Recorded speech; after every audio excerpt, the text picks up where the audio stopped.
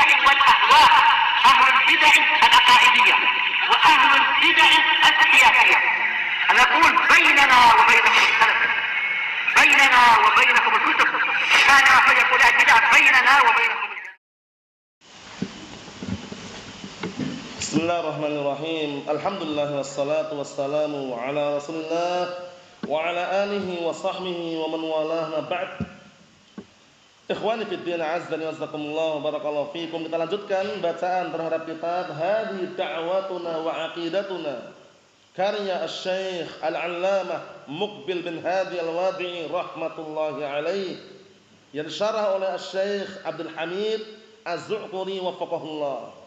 Lihat halaman 78, disimak baik-baik halaman 78 yang punya kitab. Qala al-muallifu asbahullah al-akhdhu bi dhahiril Qur'an was sunnah ala fahmi salaf. Ini penting sekali bab ini.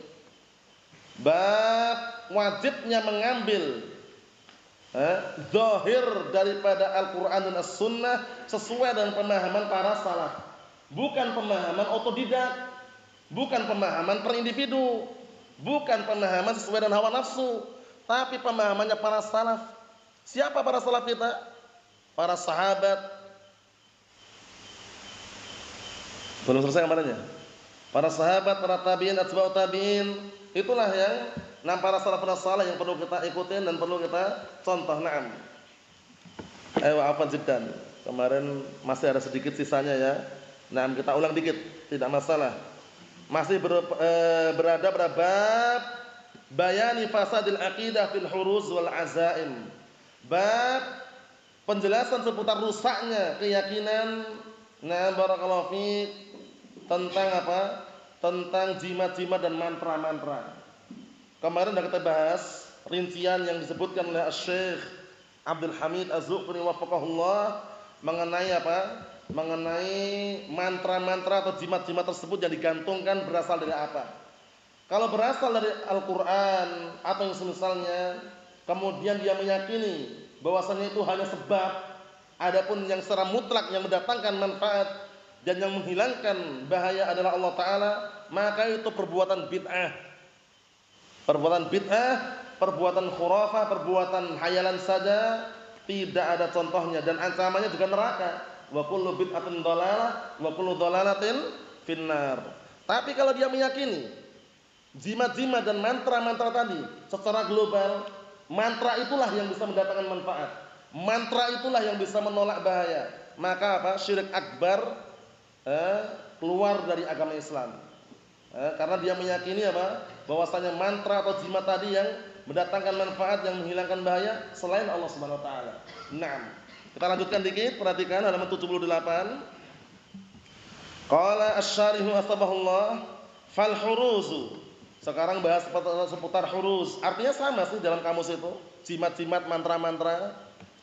Fal huruzu, maka huruz itu adalah auratun, adalah kertas-kertas tuktabu fiha, yang ditulis di dalamnya ba'dul adkar wa nahwa, sebagian zikir-zikir dan semisalnya. Zikir-zikirnya pun kadang enggak jelas, dibolak-balik Arabnya gitu ya, kelihatannya Arab bersambung tapi enggak jelas. Yang bisa baca biasanya ya orang-orang yang barakallahu fiik, mereka mungkin punya ilmu hitam atau menurut mereka ada ilmu sihir atau semisalnya. Kita lihat. Naam, wa tu'allaqu 'alal aulad, dan seringnya digantungkan di anak-anak, di leher.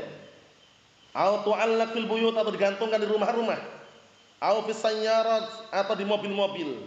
Ini mungkin antum pernah menyaksikan ya. Kalau anak pernah menyaksikan berkali-kali, itu kadang-kala rumah-rumah orang awam, itu pintu masuk utama, antum buka itu di atas pintu ada centelan biasanya. Wallah alam, antum pernah lihat atau tidak? Di atas pintu persis itu ada centelan itu. Nah, kadang centelan itu seperti botol minyak wangi, tapi airnya itu warnanya hitam-hitam keruh, atau air apa itu. Paham ya? Setelah dibuka ternyata mori, kain kafan itu. Kata mereka untuk menolak bala, menangkal setan katanya. Allahul musta'an. Itu juga sama syirik juga. Paham ya? Allahul musta'an. Nah, kalau ini aurat ini seringnya dikenal raja. Raja-raja. Nah, di zaman sana yang banyak menggunakannya di antara Syiah Rafidhah.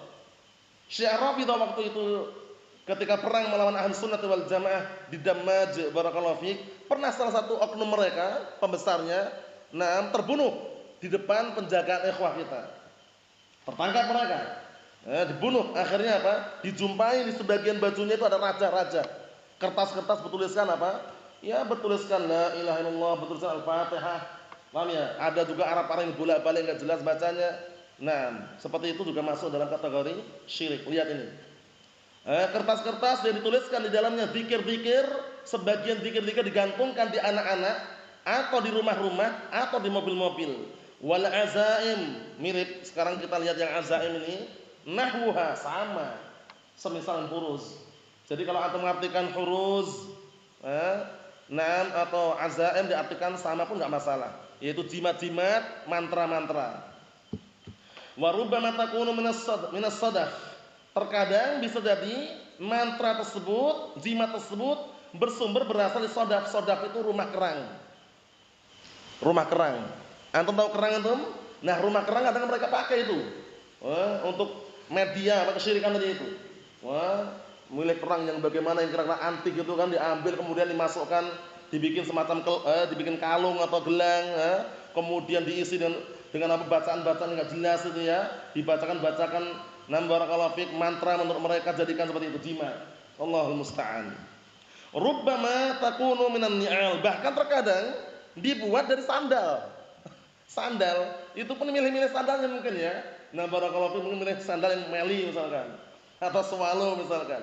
Lihat ini. Sandal aja dipakai juga untuk media. Allahul musta'an. Lihat ini, jimat.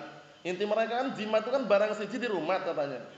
Barangnya satu dirawat terus, dimandiin, kadang dikasih bunga. Allahul musta'an. Syirik. Wan nasu yatafawatuna fi dzalik, dan manusia itu bertingkat-tingkat dalam hal tersebut.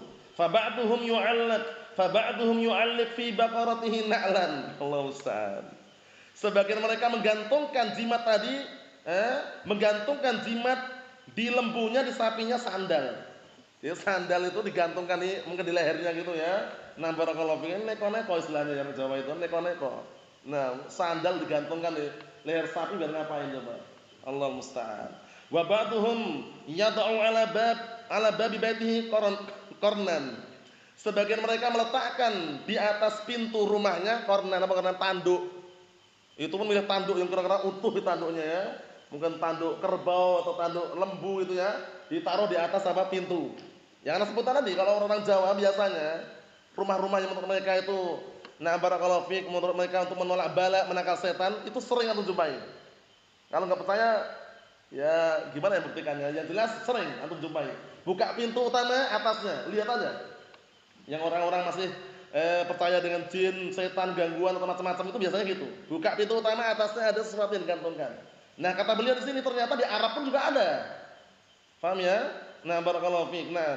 Kita lihat di sini, terkadang sebagian mereka meletakkan di atas pintu rumahnya qarnan tanduk tadi itu. Wa ba'dhum yarbutu ala yadi waladihi aw ala khasiratihi. Sebagian mereka mengikat di atas tangan anaknya atau mengikat di atas khasiratihi, artinya pinggang. Yang seperti anak sebutan kemarin itu. Orang Jawa ekstrim dia percaya dengan setut. Setut itu kan ikat pinggang kan? Sahabat-sahabat dikatakan la haula wala quwata illa setut katanya. Allahul musta'an. Coba bayangkan. Ekstrimnya, hulunya dalam perbuatan kesyirikan. Allahul musta'an. Lihat itu. Ini disebutkan dalam bahasa Arab karena di Arab pun mungkin ada terjadi gitu ya. Kalaupun seandainya barakallahu fiik, mungkin beda medianya tapi sama tujuannya. Menolak bala, menangkal setan atau yang semisalnya. Kalau yang Anda jumpai di Indonesia kadang-kala di pintu itu ditempel kaca tadi itu, kaca, cermin. Jadi kalau orang lihat ini kan nampak wajahnya.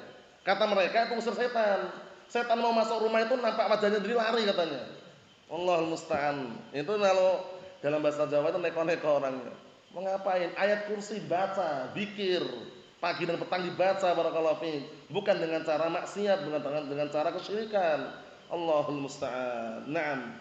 Ini berarti menunjukkan lemahnya keimanan dan akidah mereka. Perlu diluruskan agar senantiasa berserah diri kepada Allah Subhanahu wa taala, takut pun kepada Allah Subhanahu wa taala. Innama dzalikum syaitan yukhawifu awliya'ah fala takhafuhum wa khafuni in kuntum mu'minin. Menunjukkan bahwasanya apa barakallahu, kalau beriman takut hanya kepada Allah taala, bukan takut kepada setan, bukan takut kepada jin atau yang semisalnya. Naam. Perhatikan, kita ambil dikit lagi. Qala fi Fathul Majid syarh kitab at-tauhid wa amma tamaimu. Diperhatikan ya.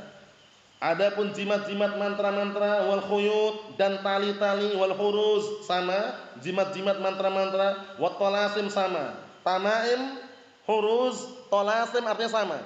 Jimat-jimat mantra-mantra. Paham ya? Nah, adapun jimat-jimat dan tali-tali, khuyut tali ya. Wal huruz wat talasim sama, jimat-jimat dan mantra-mantra. Wa nahu dzalik mimma yu'allikuhul juhal, yang seringnya orang-orang bodoh menggantungkannya, fahuwa syirkun yajibu ingkaruhu wa izalatuhu bil qaul wal fi'l. Maka itu adalah perbuatan kesyirikan, wajib mengingkarinya dan menghilangkannya baik dengan ucapan maupun dengan perbuatan. Mafhum?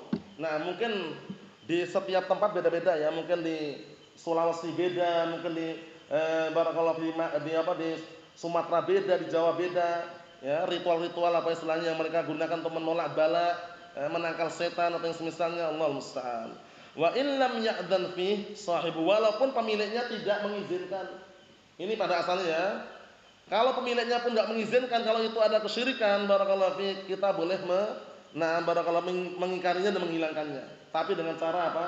Dengan cara melihat kondisi situasi tempatnya. Lihat kondisi, situasi dan tempatnya, jangan serampangan juga. Antum lihat kira-kira di rumah orang digantungkan tanduk di atas pintu, langsung antum masuk, tanduknya antum patahkan. Nanti khawatirnya yang patah malah orang yang matahkan tadi. Maksudnya bagaimana? Ini semuanya dilakukan dengan cara apa? Profesional. Paham ya?